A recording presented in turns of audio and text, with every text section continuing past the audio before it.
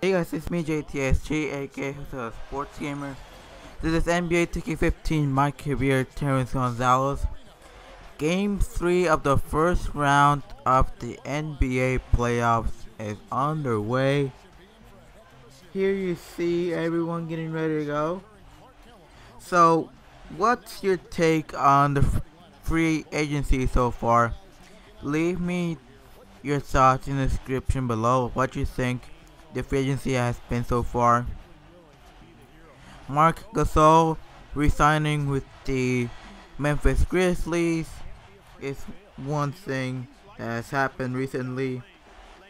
Manu Ginobili and Tim Duncan, deciding to stay with the Spurs for a while longer. LaMarcus Aldridge and David West going to the Spurs. Go figure.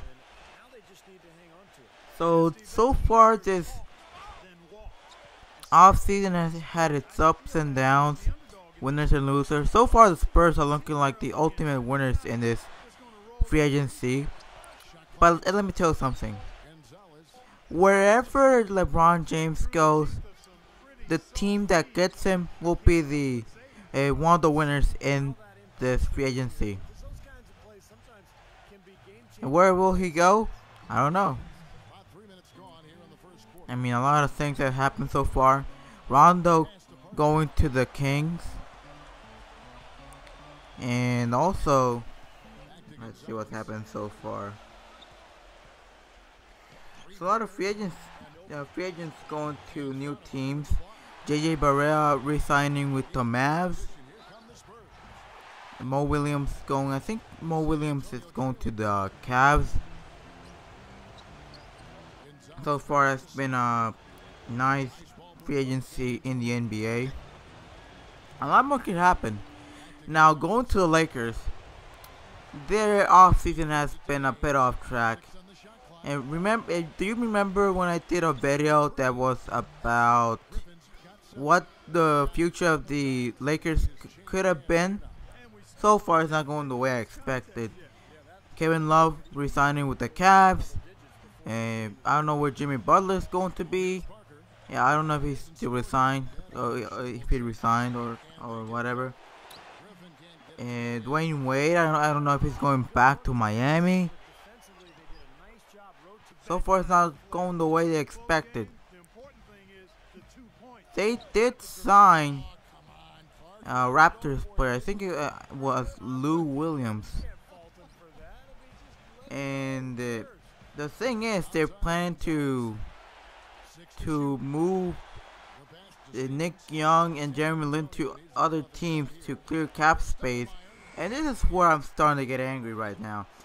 Because the Lakers are not in a position where they can trade their best players. I mean, I know they're not the best players out there. But if the Lakers are planning to rebuild, the best option, in my opinion, is to keep Nick Young and Jeremy Lin for at least one more year. If the team is on the right track during the regular season, then during the regular season you can trade them if you want to. But for the time being, keep both of those players out there on the team. Oh, and Brandon Bass, now a Laker. So far, this offseason is not going the way I expected for the Lakers, but you know they are making some moves, so just in case if there's any doubt in them, I still have doubts in what could be the regular season. Just as long as D'Angelo Russell and Julius Randle are ready to play in this regular season, I think the Lakers will be just fine. I mean, of course, they will not be that top contender in the West, but at least they will be a bit higher than they were last year, and that will be saying a lot. And looking at the record they had last year, so they just get at least 7 to 10 wins more than last year. It will actually be progress. knowing that what kind of conference the Western Conference is, a tough conference, you really need to have top players in the West in order to win. You know, there are actually teams that have positive records, winning records that don't go into the playoffs in the West. So this is gonna be tough. Now my question is, where will LeBron James go? Will he stay in Cleveland? Will he go back to Miami? Or will he consider going somewhere else? I mean, we may never know where he's gonna go right now. We can predict that he's going back to Miami or back to Cleveland. I don't know. Now let's just get right into the gameplay. Here's a three-pointer and he gets it to go. And a steal from Terence Gonzalez. And a nice slam for Terence Gonzalez. The playoffs so far have been great for Terence Gonzalez. He's been scoring over 47 points per game in the playoffs. This is a tremendous game for Terence Gonzalez. He's already have 50 points in this game. Wow. And another slam for Terence Gonzalez. So the Spurs battling against the Clippers. This actually reminds me of when I played against the Spurs in the first season of this MyCAREER series.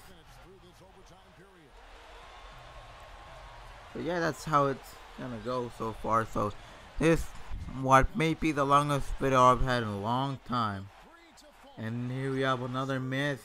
Here on the fast break. He's not stopping. Wait, he is. He's gonna try to pass the ball around with a double team. The pass back to Terence. A nice pass to Leonard, and that's a 3-pointer to go. And they win 122 to 115. Terence Gonzalez, the player of the game, with 54 points and 10 assists. It was a huge key to their victory. I'll see you guys next time with another video. Peace.